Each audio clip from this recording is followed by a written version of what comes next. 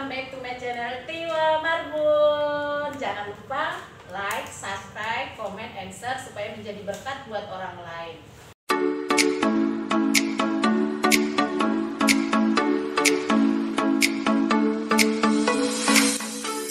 Jangan lupa like, comment, and subscribe ya guys. Asyam. Nah, hari ini bertemu lagi bersama dengan Bapak Pendeta Adon Sukmana, bertepatan di GKI Gatot Subroto. Nah, kita akan di BBG, bincang-bincang gratis tanpa upload, tapi perbincangan ini akan memberkati kita semua, mengubah kita semua, menolong kita semua. Oke, aku mau tanya-tanya khusus nih sama Pak Adon. Mau sharing berbagi tentang orang tua. Oh ya. Nah, Pak, masih ingat gak hal mengesankan tentang orang tua? Hal yang pernah Bapak ingat mengesankan tentang orang tua? Orang tua saya maksudnya? Iya. Sekarang tinggal Bapak atau Ibu atau gimana? Sekarang tinggal ayah saya. Tinggal di mana? Tinggal di ayah saya sekarang bersama saya di Pastor. Di Pastor. Iya. Adakah kisah yang mengesankan Pak? Wah, banyak sekali, banyak sekali. Salah satu Pak. Saya merasa bahwa orang tua saya adalah pejuang yang luar biasa karena ayah dan papa dan mama saya itu orang yang berupaya untuk memberikan saya yang terbaik. Sekolah terutama. Jadi, sekolah saya dipilihkan yang terbaik. Orang tua kerja apa Pak? Papa sekarang, papa kalau sekarang udah pensiun. Dulu pensiunan. Dulu papa macam-macam pekerjaannya. Papa sempat bekerja di kontraktor, macam-macam. Pernah di obat. Pak Adon pernah sampai nangis masa kecilnya karena apa? Tidak akan dilupakan. Pernah nggak sih nangis Pak Adon? Oh iya, benar. Apa waktu itu? Ya, kayaknya maksudnya Bu Tiwa tuh karena Bu Tiwa pernah dengar cerita saya gitu ya maksudnya. Iya. Dan banyak yang diulang dong kisahnya Pak Adon, itu sangat memberkati.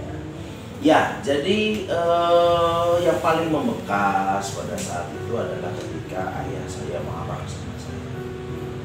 Dalam kemarahannya itu dia pernah kelepasan gitu ya, melakukan kekerasan.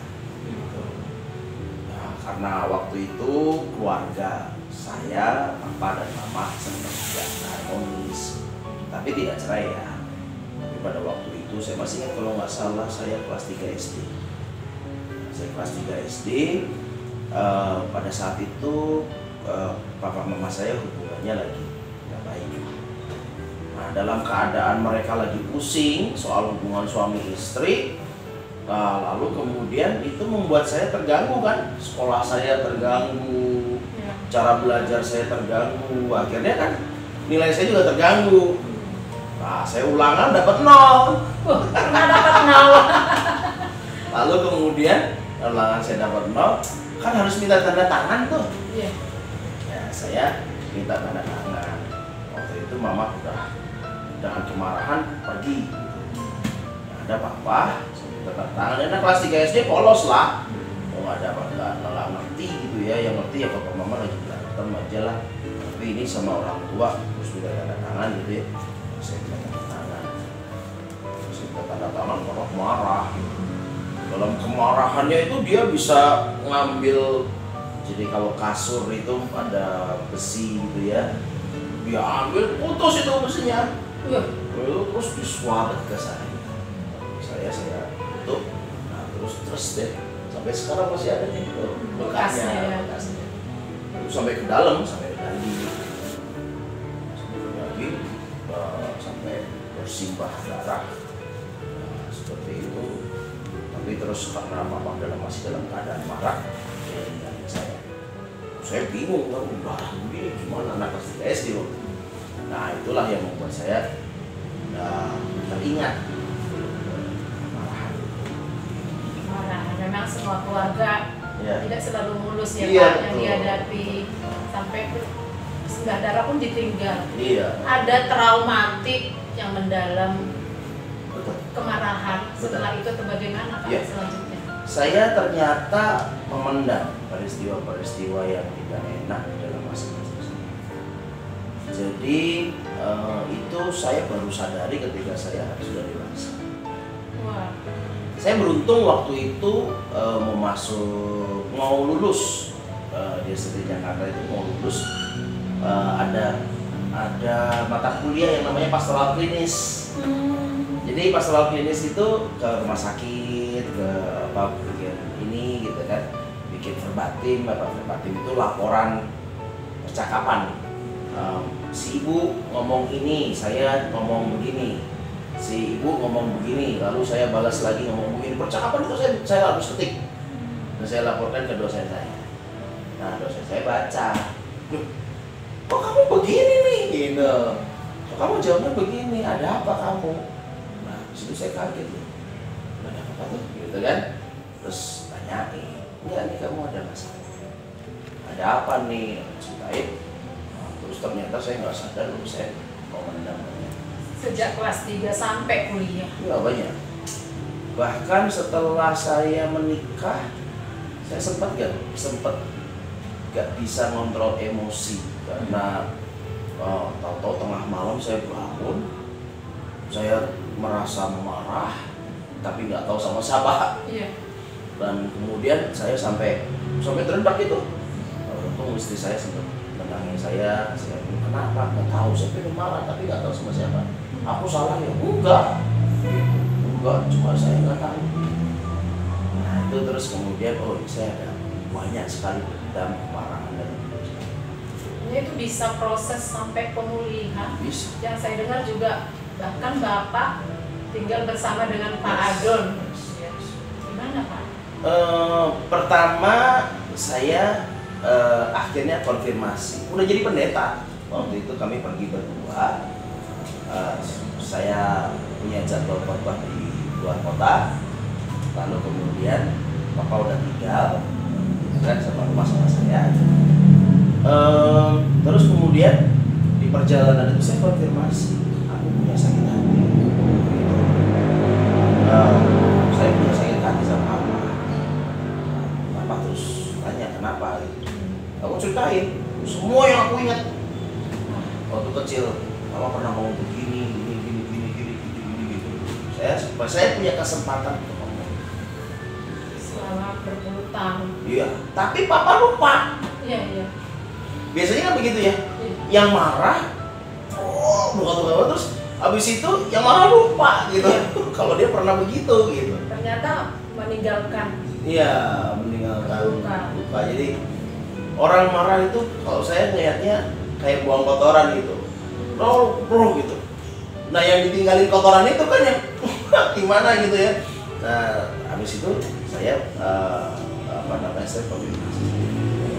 Lalu saya bersyukur juga sih, Tuhan tuh baik ya menurut saya ya, karena dia bisa kasih saya proses di mana saya ketemu sama dosen saya yang pastoral tadi yang saya cerita. Habis itu dalam masa-masa pendetaan ini saya juga sebelum jadi pendeta ketemu lagi belajar ICP, Inner Child of the Past.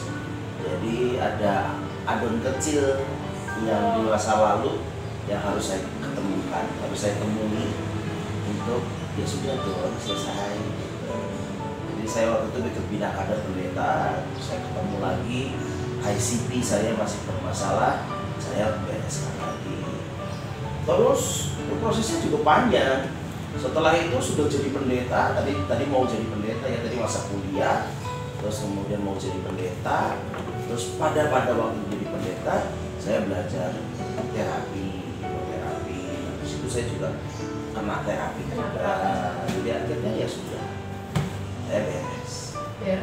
Sampai sekarang tinggal dengan Bapak.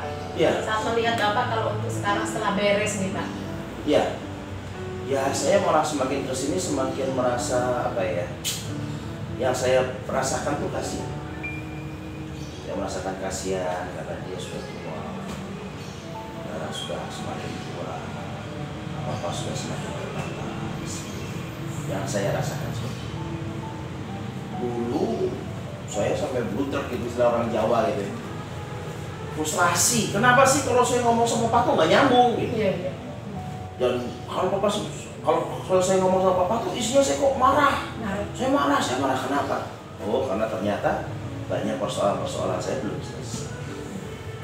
Ya, Pak Adon, terima kasih banyak. Ini kesaksian hidupnya Pak Adon yang sekarang mengasihi Bapak, bahkan merasa kasihan di usia yang sudah tua. Saya sekarang juga punya ini, maaf ya, buat malam. Dengan pelajaran hidup itu lalu ketemu dengan satu ayat Alkitab. Oke, Pak. Ada satu ayat, tadi saya sempat cari mana tuh. Hai ayah, jangan sakiti hati anak.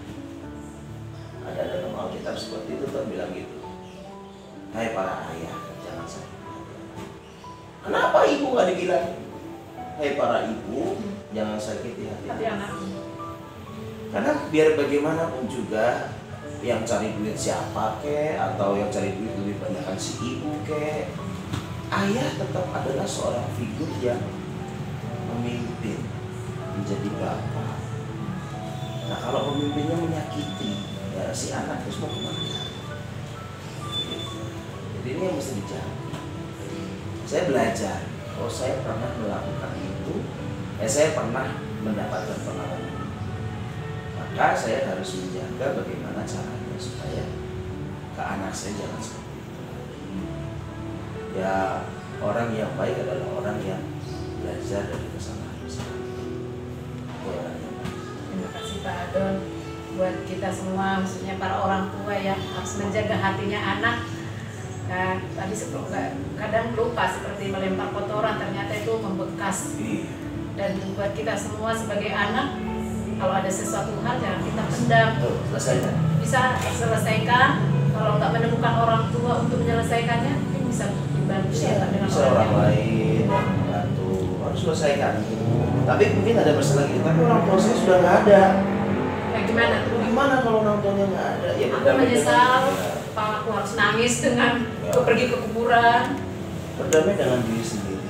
Berdamai dengan diri. Nah, caranya gimana? Nah, itulah terapi yang saya pelajari dengan hipnoterapi. Bukan hipnoterapi. Nanti orang kalau berpikir hipnoterapi itu, waduh, uya-uya, kayak gitu, bukan kayak gitu, enggak gitu. Tapi terapi, datanglah ke pendeta, ke psikolog. Karena Bu Tiwa, ini ada proses, ada satu hukum yang berlaku.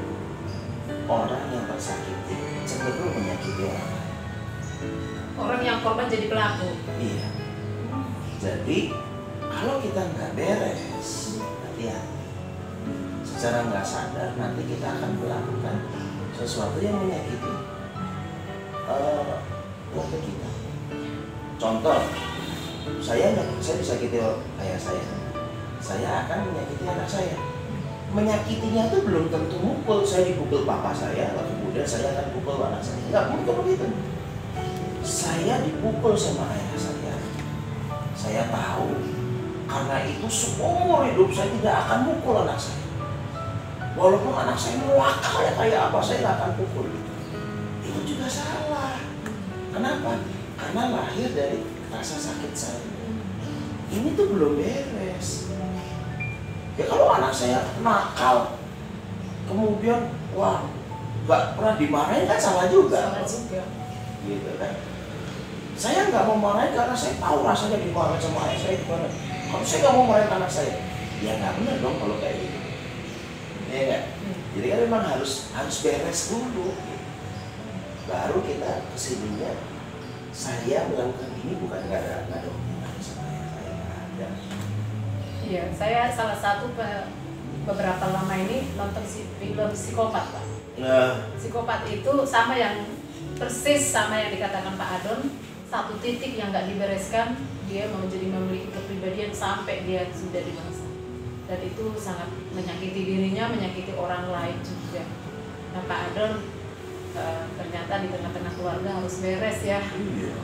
Orang tua dan anak, karena seringkali aku nggak nyambung sama orang tua bilang aku nggak nyambung sama anakku, ternyata ada persoalan yang belum diselesaikan. Si anak ada persoalan dengan orang tuanya mungkin ada persoalan dengan orang tuanya dulu, sehingga akhirnya hubungan orang tua dan anaknya sekarang. Kak, kasih closing untuk setiap orang tua dan anak, bagaimana supaya di tengah-tengah keluarga itu tetap bisa beres dan sehat. Iya, memang ada, ya kita ngambilnya ayat firman Tuhan. Ingat, hai anak, hormatilah orang tua. Tapi orang tua, ingat juga, ada hukum juga, jangan sakiti hati. Itu dua hal yang menurut saya firman Tuhan ingatkan betul. Dimanapun juga, anak harus menghormati orang tua. Kalau anak nggak mau menghormati orang tua, ada sisi psikologis si anak ini yang bermasalah. Dia akan merasa bersalah. Nanti kalau dia ke depannya mendapatkan tanda kutip persoalan hidup, pasti akan disangkutin. Dulu saya sama orang tua kurang ajar sih ya. Tapi kan udah nggak ada orang tuanya. Gitu kan. Nanti ada utang nih, utang masa lalu yang belum beres, malah jadi persoalan lagi. Maka orang tua, anak nggak bisa nggak menghormati. Tapi di satu sisi, karena ini anak harus menghormati orang tua, terutama ayah, jangan sakiti hati. Bahaya panjang urusan. Karena nanti si ayah akan semakin tua. Anak waktu kecil nggak punya keberanian apa-apa. Tapi sekarang ketika anak punya keberanian, dia melawan hukum 10 hukum, akhirnya jadi berantakan. Dan kalau anak melawan karena kebencian, karena kedengkian yang dia pendam dari belakang, hari urusannya bisa panjang. Begitu.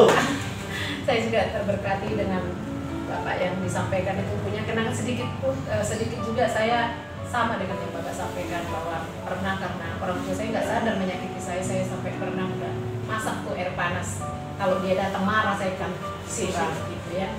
Dan itu kisahnya Pak Adon dan saya, ternyata luka apa yang kita lakukan hari ini harus bertanggung jawab, harus beres ya. Terima kasih banyak Pak Adon, luar biasa, sangat dalam. Saya yakin habis ini konseling pranikah. Kayaknya Pak Adon udah punya stok buat saya. Karena beliau suka keliling kemana-mana bertanya-tanya. Iya, terima kasih Pak Adon sudah sangat memberkati orang tua baik pun anak-anak. Saya pun sangat terberkati. Kiranya hari ini jadi berkat buat kita semua, menguatkan kita semua. Jangan lupa di apa Pak? Di like, subscribe, dan nyalakan loncengnya.